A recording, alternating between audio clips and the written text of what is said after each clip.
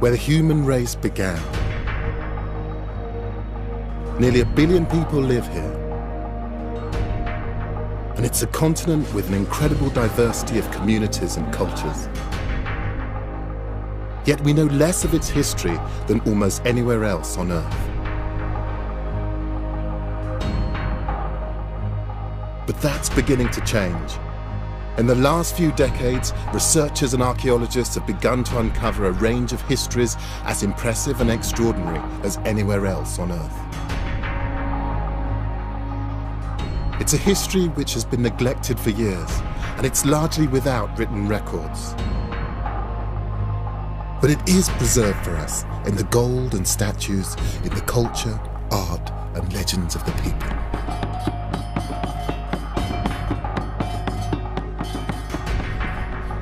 My name is Gus Casely-Hayford. Over many years, I've studied the history and culture of Africa.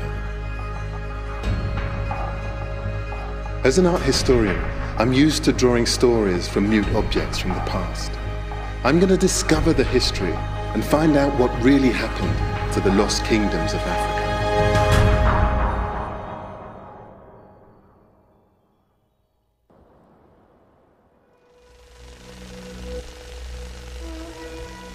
In 1871, a German geologist exploring southern Africa stumbled across these extraordinary ruins. He was astonished by what he found. A vast stone city, stranded in the empty savannah. Great Zimbabwe. He had no idea who was responsible for this astounding feat of architecture. But he was sure of one thing. It was too sophisticated to have been built by Africans. Thankfully, these assumptions have been discredited today. But only now are we piecing together the fragments we know about this lost civilization and its connections to other kingdoms of pre-colonial southern Africa. Could Great Zimbabwe really have been an African El Dorado, a city built on gold? In this film, I'm going in search of the story of one of the most mysterious cities and societies in Africa. I don't think we can understand this kingdom without understanding the civilizations and kingdoms that grew up around it. It was part of a rich and fascinating history, largely unknown, the history of wealth, trade, and gold. My journey to find out about Great Zimbabwe would take me from the Swahili coast in modern-day Tanzania to Mozambique, South Africa, and hopefully to modern Zimbabwe itself, where no BBC crew has been allowed to film for 8 years. My first stop is right here at the edge of the continent, where Africa meets the Indian Ocean.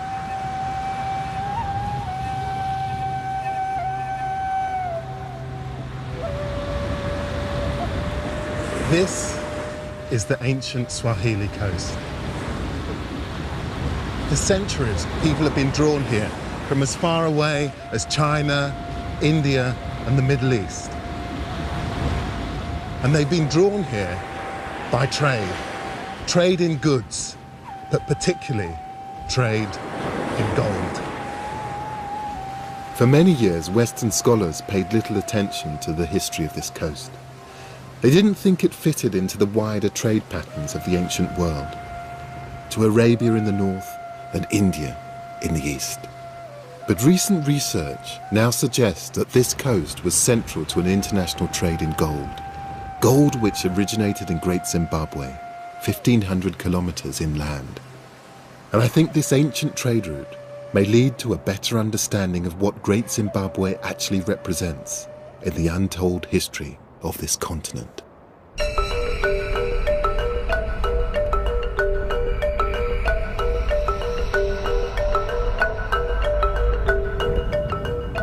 There's evidence to suggest that traders were already coming to this coast from far afield, as long ago as the 1st century AD. I've got my holiday reading with me, which is, well, it's a bit more than holiday reading. This is the Periplus of the Erythraean Sea, which is a 1st century guide to the Indian Ocean. It talks about all the sorts of wonderful places that merchants and sailors could have travelled in that time to ply their trade. And it talks about this place called Rapta, which is supposed to be the most southerly port in Africa that you could then travel to. The Periplus is an ancient Greek text which describes the ports and cities which dot this coast all the way up to Arabia. According to the Periplus, Rapta was the place where traders from India and Arabia came to buy ivory, fine tortoiseshell and rhinoceros horn. In return, the people of Rapta imported spears, daggers and glass.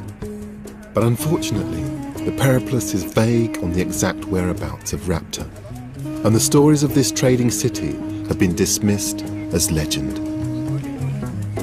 Now, however, Professor Felix Chami of the University of Dar es Salaam in Tanzania thinks he might have found it. Are you Felix? How are you, man? Hey! Hi, I've heard a lot about you. I've been reading my Periplus in preparation for this. Good, man. Well, I know you're the man to show me around. You're welcome. I mean, the legendary Rapta. I mean, if you found it, this is quite something, so I'm expecting a lot.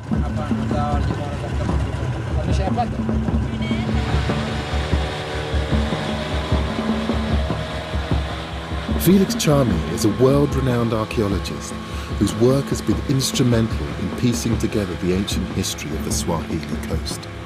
If he has indeed found Rapta, this will rank as his greatest discovery yet.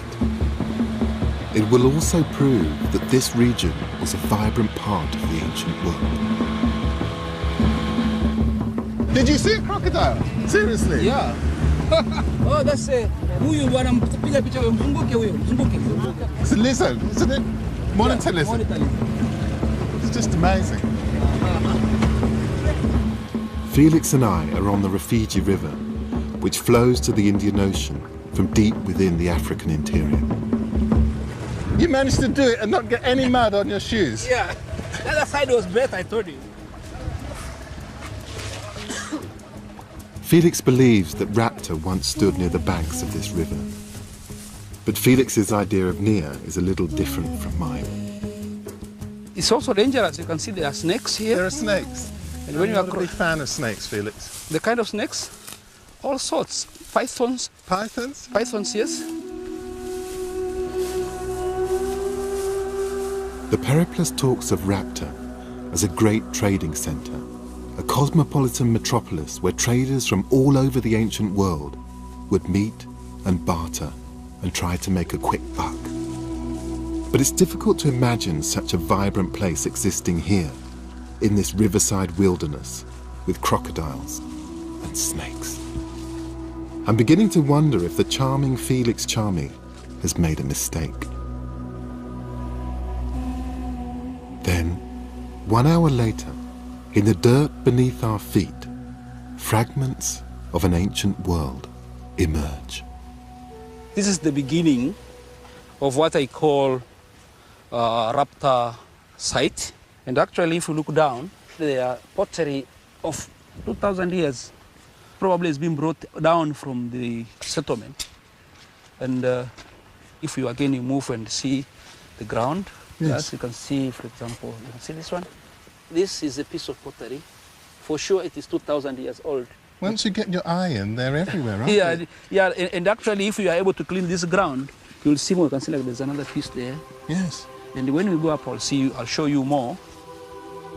Buried beneath the dirt and foliage of this isolated wilderness, Felix thinks he's found something remarkable.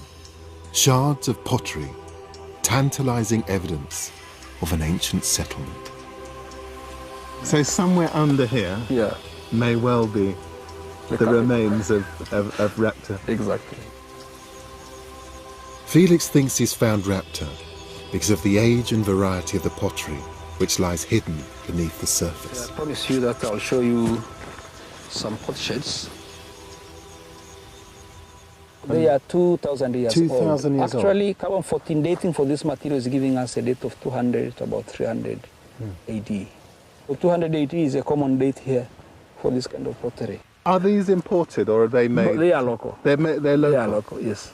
Have you found pottery that has come from beyond these shores, beyond? Yes, we have found good amount of ceramics which are brought from different parts of the world. This pottery from Egypt was examined by a professor in Sweden, and he confirmed this pottery is from the Nile Valley. You can see the texture of it. It's incredibly fine and light, isn't it? Exactly. You can even see the color of it, the pinkish color of it. Yes. No? It feels like we're in the middle of nowhere, but the evidence from the pottery, its age, its varied provenance, and the sheer amount of shards suggests that Felix might be right. That in this empty place, a trading centre once thrived, playing host to merchants from as far afield as ancient Egypt and India. Evidence that, from the earliest of times, this part of Africa had established trade routes with the wider world.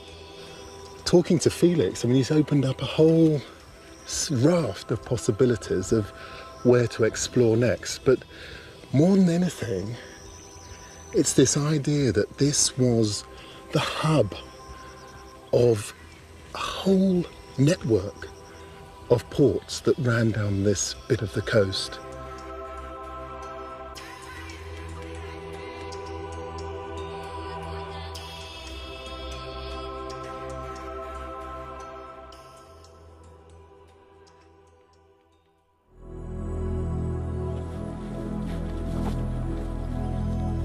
According to the Periplus, Raptor traded in goods from the African interior, like ivory and rhinoceros horn.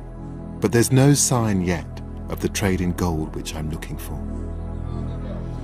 But as I head back into town the next morning, toward the markets that bustle here today, I can hear the evidence of a legacy of trade, exchange, and contact with a world beyond this coast in the language that people speak.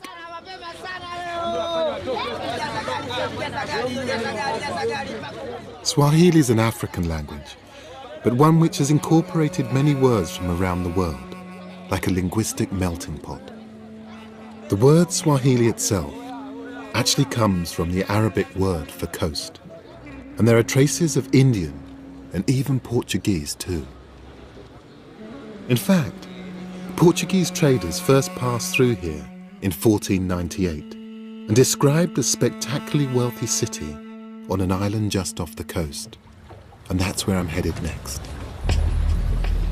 The Portuguese produced these absolutely beautiful maps and illustrations of this gorgeous place. And they just look so deeply impressive. And if the place lives up to this, it's just going to be magnificent. The city was Kilwa Kisiwani, a city whose streets the Portuguese describe as overflowing with gold and filled with black moors, the old European term for Africans. Colonial historians assume that Kilwa was an Arab outpost because of its Muslim heritage.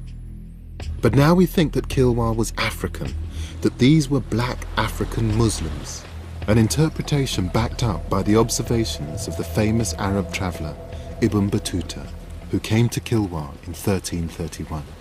He talks about Kilwa as one of the most beautiful cities, and he talks about the local population as being a very dark complexion, and he describes their ethnic scarifications. I mean, this really was an African city, and it was also a very profitable one.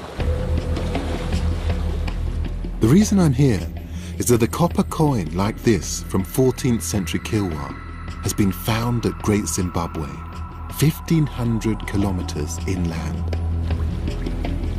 Evidence perhaps that Great Zimbabwe and Kilwa are two ends of what was a lucrative trade in goods.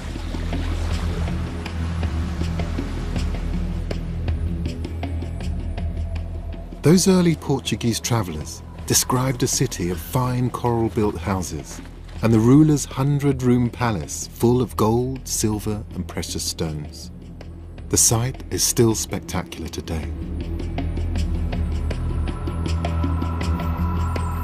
Among the ruins are the houses which would have accommodated the travelling foreign traders who regularly descended on Kilwa from across the ocean. Local guide Athmani Abdullah has agreed to show me around. So why particularly Kilwa? Why was it such an important post in terms of the trading network along the coast? Yeah, it was important because it was easier for the traders who used the sailing boats to come here. So it acts like a barrier, because when you come in, you can anchor easily, because these guys were traveling through the monsoon wind. The direction of the prevailing wind on the Swahili coast changes twice a year, allowing ships to cross the Indian Ocean and return again within 12 months. And that's why Kilwa was ideally placed to serve as East Africa's gateway to the trading networks of the ancient world. Lovely to meet Hi, you, Stephanie. nice to meet you. Welcome to Kilwa. Oh, thank you. British archaeologist Stephanie Wynne-Jones of Bristol University is an expert on Kilwa's history and has studied how its fortunes have ebbed and flowed through the ages. One of the things that's really been demonstrated through the archaeology is that there's been a settlement here since at least the 9th century AD. They were really integrated into the Indian Ocean system, actually, and there are a lot of imports brought to the site from mainly from the Persian Gulf area, also from India, as sort of reaching this island at that date. So what was being traded through this port, exported? What sorts of goods were... Well, in general, from the Swahili coast, the products of the African hinterland were being traded, often in the form of raw materials. Kilwa was particularly famous for gold, and the source of Kilwa's wealth was based on the gold trade from the south, from the Zimbabwe plateau. This was an island state made rich by gold. These merchants knew the international value of the precious metal and bargained hard. And as the gold flowed through Kilwa, by the 14th century, the city had become one of the most important and richest ports in Africa. And if you look closely enough, some of that wealth is still visible. Well, this is the Great Mosque of Kilwa, the congregational mosque, which would have served for the Friday prayer when the whole community would come together. And one of the things that's quite wonderful about this particular structure are the domes and vaults that you can see in the roof. And this is a very particularly Kilwa phenomenon to have this sort of quantity of domes and all the sort of arches and columns that you see here. And finding this incredible material, I mean, this is coral, isn't it? It is, and I mean, this is the defining characteristic of Swahili architecture. We call these places stone towns and we refer to stone houses, but actually there's no particularly good natural sources of stone on the coast. And instead this architectural style developed where they use the coral, which is found in abundance here, and the entire structures are built of coral. The blocks, like the one that you're looking at, were actually cut from the living coral, and because it was soft, they were able to use it for these carved features. And then how would it have been finished? So what would it have looked like if I came in? Well, the entire thing would have been plastered also with lime plaster, which actually also comes from coral, so everything is from coral from start to finish. And it would have appeared, you know, totally smooth and totally white. And it would have been a very beautiful thing to look at, actually.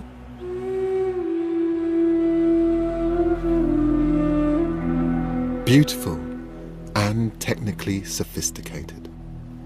Many of the great buildings of Europe were built around the same time. The Piazza del Campo in Siena, the Cathedral of Notre Dame in Paris. To my mind, this is surely a match for them.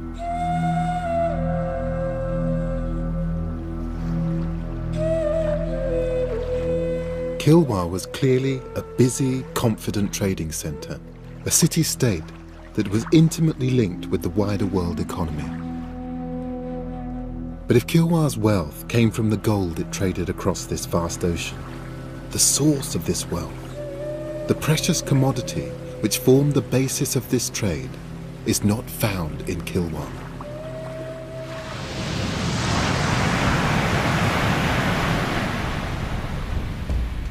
Africa's gold comes from deep inland, from the high plateau of Zimbabwe, 1,500 kilometers away. And now I'm going to try and trace this gold route to its source. And travelling inland from the coast, heading west toward the ancient goldlands. And somewhere out here, I'm hoping to find an outpost of one of Africa's greatest kingdoms. We know that Great Zimbabwe was at its zenith in the 13th and 14th centuries, just when Kilwa II was at its height. But Great Zimbabwe is still 2 countries, 1 visa application and many days' travel away. I'm looking for outposts of this gold trading kingdom here in Mozambique. Tantalizingly, my guide tells me that there's a Zimbabwe-type ruin just 70 kilometers inland from here. This site, Manikeni, is mentioned in the history books, but I can't find it on any map. Por favor, onde está Manikeni? Manikeni é daqui a 32 quilômetros. Well, these sandy roads are a bit of a challenge actually, but I'm a bit more used to acting in rush hour than this, but I'm loving it nevertheless.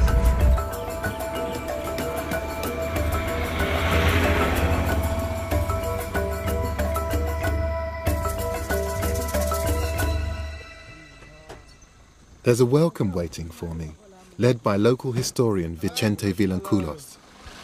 Hello, welcome to Manikeni. And the villagers want to perform a small good luck ceremony for us.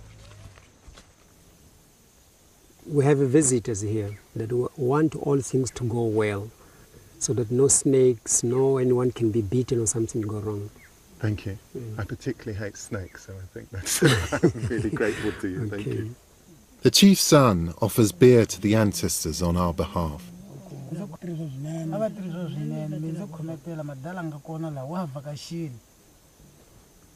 The ancestors have heard us and have welcomed us. Thank you very much. Thank you, Chief.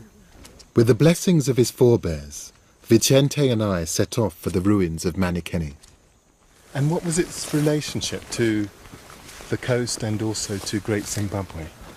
Actually, Manikeni was in between the coast and the Great Zimbabwe. People from the coast used to bring like things to trade here, and this was a trading place. Actually, Manikeni means, it's a Bantu word that means the place where people can give to each other. Really? Yes. I see. That's what is the meaning of Manikeni. The existence of Manikeni was barely known to scholars until the 1970s. But when archaeologists did come to dig it up, they were rewarded with some clues about its past. We found things like gold, things like copper wires, things like blades, things like glass beads. But this is a lost history in more ways than one. The museum which housed most of Manikeni's treasures was destroyed by fire. But while the artifacts have gone, the knowledge remains. We know that gold was found in the graves of Manikeni's elders, and that there are some startling links to Great Zimbabwe. This grass here is typically from Great Zimbabwe. In Mozambique can be found just in this place. Yes. So this grass, this particular variety of grass, yes, this one is only found in Manikeni and Great Zimbabwe. So they brought this grass to feed their cattle? We don't find this kind of grass anywhere in Mozambique. Mm-hmm. So we believe that it was brought here mainly to feed the cattle. Great Zimbabwe means houses of stone. The walls of Manikeni appear to have been built using a similar technique. Vicente is certain that the trading community at Manikeni was once closely connected to the kingdom of Great Zimbabwe.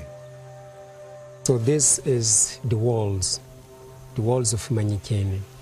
They were built stone on stone, and it stood for many years and very strongly.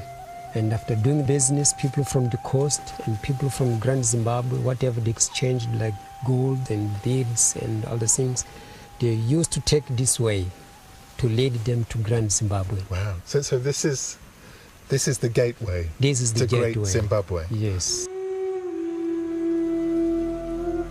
Manikeni seems to have been a crossing point in two senses. It seems likely that it was a place where gold was traded as a commodity, coming in from Great Zimbabwe, then going out toward the coast and by boat up to Kilwa. But it also seems to be a place where the attitude to the gold itself shifted. Grave findings at Manikeni show that gold was not just a commodity, it was buried with the dead, very different from Kilwa. It's time to move further inland, but first a send-off from the ancestors. Manikeni today is far from the bustling trading centre of the past, but it's a place where the past is remembered, and where the ancestors who may once have formed an important cog in a larger global economy are celebrated enthusiastically. This is a sort of passing on to the future generation, because the old ones, they will be dying out, so they want their children to know how to dance. That's why they have to dance with the young ones. It seems a little bit easy, but it's not easy. It is believed the ancestors are dancing right now. Yes. Yes, and they are hearing it. So they are happy that they have not been forgotten. Yes. The evidence that this place was once a link in the gold trade between Great Zimbabwe and the coast seems compelling. The architecture, the grass, the oral tradition, and the discoveries of gold all point that way. But before I head for Great Zimbabwe, I want to investigate stories of an even earlier kingdom, Mapungubwe. But to do that, I need to head for the modern city of Pretoria in South Africa. Mapungubwe is now part of South Africa's Limpopo province, and fate has been kinder to it than it has been to Manikeni. The museum where Mapungubwe's glorious past is now stored is still standing, home to an astonishing collection of African gold. Curator Cyan Tylee Nell shows me the most famous piece, a little golden rhino. Wow. Gold is so thin it almost glows, doesn't it? Yes. The gold would have been hammered out on a stone anvil. What they would have done is they would have carved a wooden rhino and then formed the gold foil over the wood, and all the little holes you see are where minute tacks or nails would tack the gold sheeting to the wooden core, and of course the wood is disintegrated over 1,000 years. Almost 100% pure gold, so it's got a lovely buttery shine to it. So they must have been a very powerful people. Yes, they were. In fact, there's many other gold artifacts that were found. The second, perhaps most significant item is this gold scepter or mace. It's the largest gold object that was recovered from the burial, also made of gold foil. Mapungubwe was a 12th century kingdom, only a short distance from the gold mines of the Zimbabwean plateau. Its people clearly developed great skill in goldsmithing. This work is impressive by anyone's standards. As at Manikeni, much of the treasure was found in the graves of the kings. And such burials imply a culture which valued gold for more than its commercial value.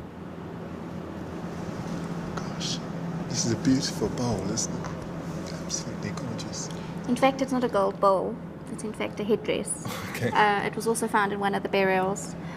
For 75 years, it's been interpreted as a bowl as such, because it obviously just looks like a bowl. So I'm in good company. Yes. Whereas in fact, it was found inverted near the cranium of the individual, near his head. Not as a crown, as if it would fit over the cranium. Of course, it's too small, but more a symbolic headdress of some sort. So Cyan, who might have been buried with this? Well, the royalty buried with these gold objects, of course, were the ruling power of the Limpopo Valley at the time, or Southern Africa.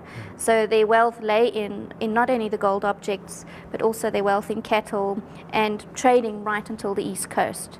The amount of trade glass beads that one finds at the site, together with the gold, as well as the ivory, shows a very wealthy society. Time to visit Mapungubwe for myself.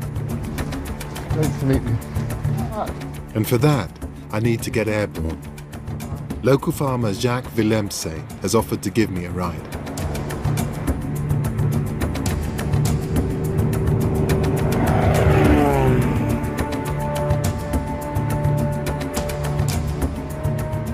From up here, things become a bit clearer. Below me is the mighty Limpopo, which flows to the coast.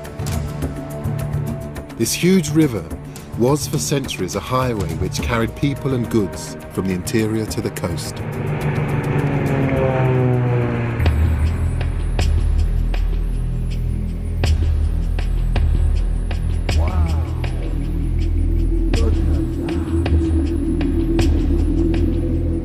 And there is what remains of the Golden Kingdom of Mapungubwe.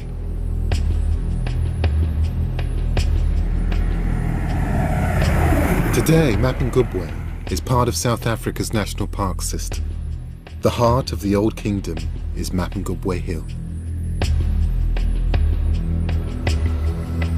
Park Ranger Cedric Setlako has agreed to show me around. This is the hill itself, Mapungubwe Hill, where people lived about 1,000 years ago. Wow. Archaeologists believe that Mapungubwe's reach spread across southern Africa from the 11th to the 13th centuries, and that after the kingdom collapsed, some of its people may have headed north and founded Great Zimbabwe. It was one of the most complex societies in southern Africa, with a rigid division between the king, his ministers, and his subjects. The king was buried here with a lot of artifacts. If you look at the hill itself, I mean, why the people would choose to live up here is because if you look around it, I mean, it's just sheer rock. I mean, there's no way that you can be able to access this hill. There's only one way up to the top. The kingdom's rulers kept the hill to themselves. Ordinary members of Mapungubwe's society were not allowed in. Even in modern times, the hill still holds mystical powers to the people here. Most of the people long back used to believe that you wouldn't even look at the hill itself. Really? They were even scared to look at the hill. I mean, even the person who brought the first people to discover the site, I mean, he had to turn his back and sort of like pointed, there is the hill right behind me, and I'm not going there. Really? Yeah. So what might happen to you if you did look at the hill? What I mean, some people believed that you would go blind or lose your life or die or something like that.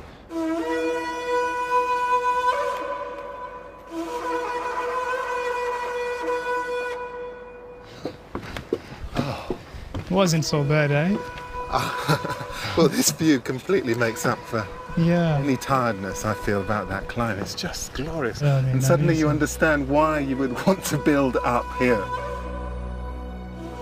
Archaeologists have found remnants of the site of a grand stone enclosure here, with huts for servants and a wooden palisade built around the summit for privacy and defence. It was also where Mapungubwe's rulers lived and died with their gold. This is exactly where that little golden rhino came from.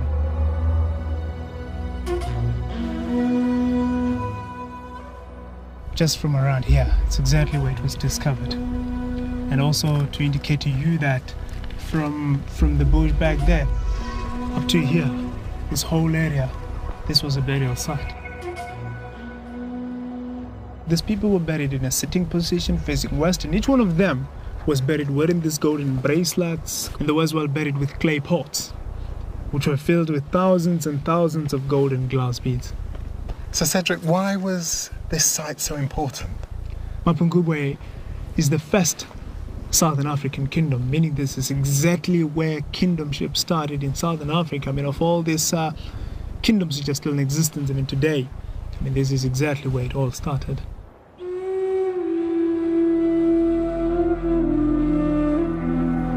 The wooden and stone structures which would have stood here have long since disappeared. But the gold artifacts in Pretoria testify to this ancient kingdom's existence, its power and its wealth.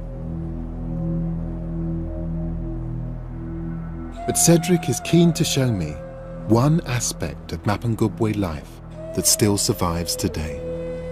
Now we have a game here. It was played by the Mapungubwe people 1,000 years ago. This is a game called Muruba in Sotho, or Fuba in Venda. I think I recognise this. But please, tell me. Do you? Well, my family are from West Africa, and we have a game there, which looks fairly similar, called Owari. Owari is an ancient game of strategy. Now, you see, the gloves are off. The gloves are off. I always thought that Owari was a West African tradition, but the fact that variations of it were played here in Mapungubwe hints at connections which extend across the continent. So maybe this wasn't an isolated kingdom. Maybe it was connected with cultures across the continent.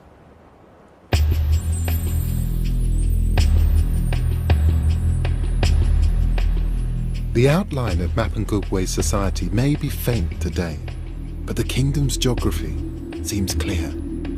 The subjects and their families lived at the bottom of the hill, and at the top, protected by the forbidding stone enclosures, were the royal family and their retinue. I think one of the things that has really struck me is how complex the sociology of this particular area is. I mean, if you imagine the people came and they settled here, but they didn't just settle here, but they created a really complex social system. The support of all the people who would have lived down here, farming, trading, bringing the water up, all of that infrastructure to support the family, the elite that lived up there.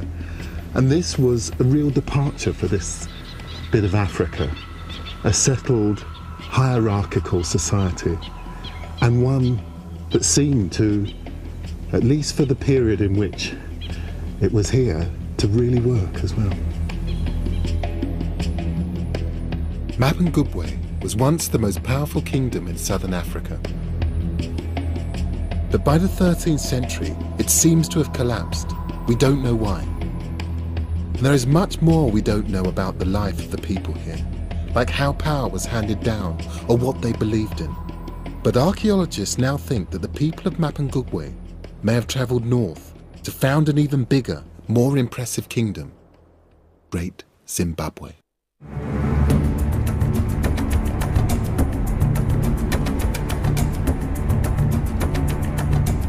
Good news! We've finally been granted permission to film in Great Zimbabwe, the greatest lost kingdom of southern Africa. I'm not going to pretend it's been easy getting permission to film in Zimbabwe. It's taken months of applications, persuasion, and at last it looks like we've got permission. But nothing is certain in Zimbabwe these days. Even with our permissions, there's still a border to cross.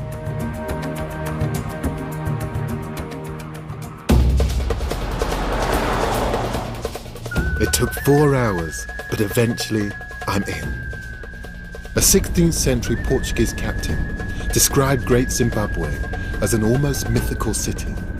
Among the gold mines of the inland plains is a fortress built of stones of marvellous size, and there appears to be no mortar joining them. Great Zimbabwe was Africa's El Dorado, a place of myth and mystery.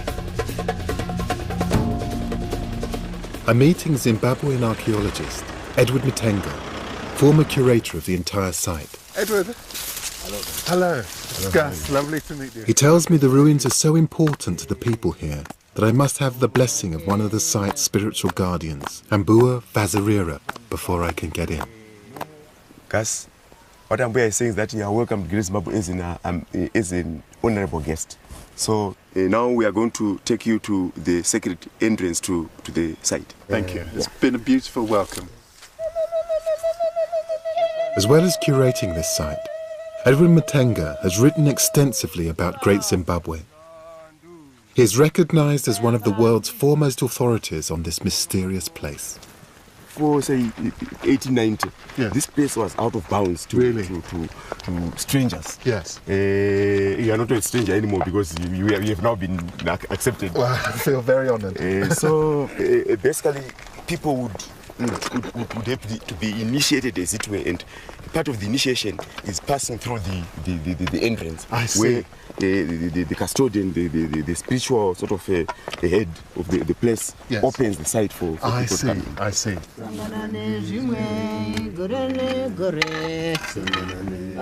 So she is the key to the site. Yes, she's the key. In her sort of responsibility, she has to open the entrance. The entrance. Yeah, so traditionally, you'd have to stop here. You have to stop here. Hey!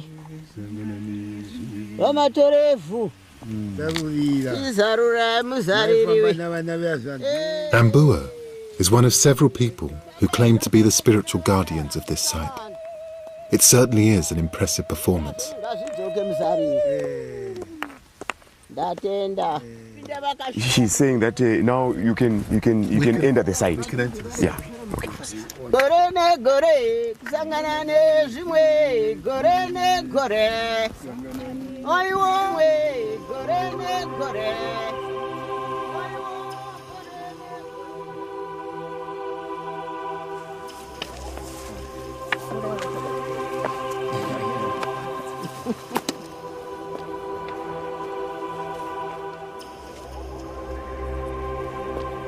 This is the great gold kingdom of Great Zimbabwe.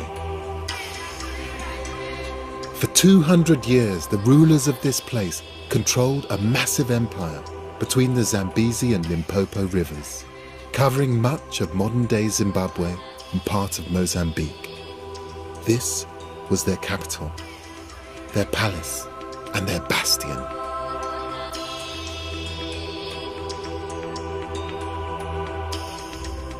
This is the cradle of a lot of people who live in this region. The descendants of people who used to live here are now found in South Africa, in Botswana, in other countries. From the 13th century to the 15th, these people controlled the gold mines of the plateau. Here in stone is their expression of that wealth and power. Walls that soar out of the earth, that curve and flow around the contours of the ground, creating narrow passageways and forbidding enclosures.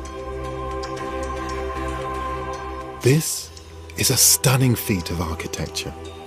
There is nothing gluing these walls together, just an extraordinary precision and craft. This is the highest wall at the Great Zimbabwe at 11 meters. It is 6 meters wide at the bottom. It is estimated that about more than 1 million bricks are pegged into this wall. At its height, this place was a medieval city, home to 25,000 people, seemingly divided into social groups. Right now we are on the summit of the Zimbabwe Hill. This is called the Zimbabwe Hill Complex. There are 3 sort of areas of making up the site. We got the Hill Complex, we got the valley ruins, of which the largest building, the Great Enclosure, is located there. And then beyond the stone walls, and least obvious, of course, to many visitors, is the fact that there were a lot of housing units, dense housing units that were located outside the enclosures and over an area of about 720 hectares.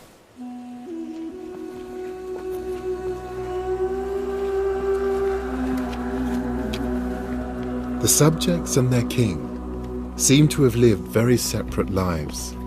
It's likely that Great Zimbabwe's immense stone walls ensured that the rich, religious, and the powerful were kept separate from everyone else. Yes, the site in many ways is a matrix of passages. Yes. And why they build so many passages is anybody's guess. But I want to believe that it might have something to do with social protocols. Yes. That the idea basically was to control the traffic of people. I see. Some people were not supposed to be seen in certain places. Yes. So they would have to follow designated passages. So there might have been various passages for sort of various levels of, in terms of social organization of the community. Yes. That, okay, the kings or the royal wives, they would follow these passages. And then, of course, the plebeians, the lower sort of rank, would follow these passages.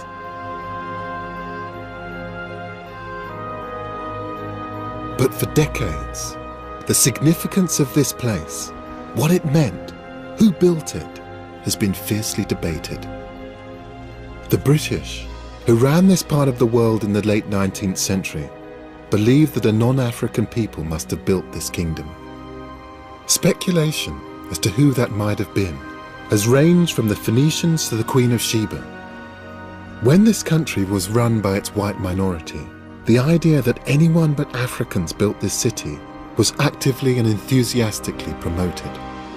But carbon dating technology has ruled out ancient foreign civilizations as being responsible for Great Zimbabwe. There's no evidence in this architecture to suggest that this place was built by anyone other than those who came from here. And the evidence from earlier settlements, like Mapungubwe, shows a continuity of southern African culture. The settled view now is, Great Zimbabwe was built by Africans. Archaeologists are also sure that this place was a rich trading kingdom. A wealth of trading goods, beads, bracelets, porcelain and glass from China and the Middle East have been found here, along with gold, mined only 40 kilometers away. Gold was obviously very important, and we know there was traffic between this place, or the southern African hinterland, and the East African coast, linking with China, with India, with the Middle East. Yes. And that was one factor that might have caused people to become wealthy and build these structures as an expression of that wealth. One artifact in particular shows the links between Great Zimbabwe and the wider world.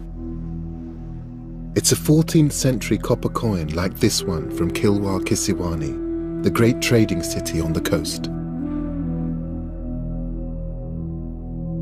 A place which derived its wealth by selling on the gold from Great Zimbabwe to the rest of the world. Two ends, the same trading route. There's still so much that we don't know about Great Zimbabwe, the nature of its king or kings, the full meaning of its narrow passageways and forbidding architecture. But we do know that this vast city was one of Africa's richest and most sophisticated kingdoms, and the starting point of a gigantic trading network that stretched from these high plateaux across southern Africa to the Swahili coast and across the globe to Arabia, India and China. And when Great Zimbabwe went into decline in the 15th century, so too did Kilwa, two kingdoms connected by gold and forgotten by historians for centuries. Today, the ruins of Great Zimbabwe have given their name to a modern African country. They are a reminder that although ancient kingdoms can be forgotten, they are rarely truly lost. This remarkable kingdom, high in the Zimbabwe highlands, is an emblem of a continent remembering its past. I began this journey some distance from here on the Swahili coast, thinking that this was a journey about trade, about gold. But it's been about more than that. It's been about recovering an African past from the ruins of lost civilizations. There's still much we don't know about this history and these lost kingdoms. But here in Africa, their memory is still celebrated, and rightly so. The past is still very much alive here. It's still a living, breathing part of people's lives, their culture, and their identity.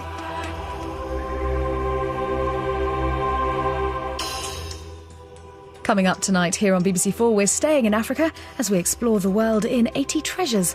The Ark of the Covenant from Ethiopia is up next.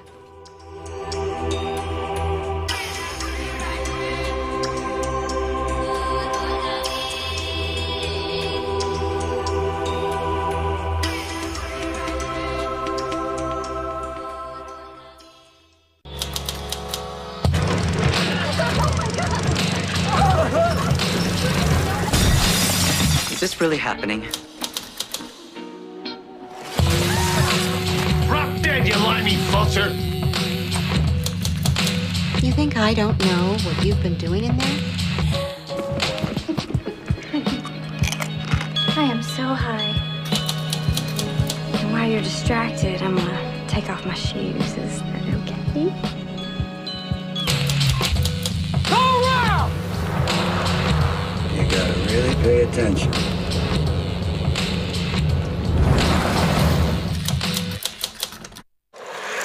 Your words, not mine. Madmen. You have everything, and so much of it. A multi-award-winning drama returns next Wednesday at 10 on BBC4. Woo!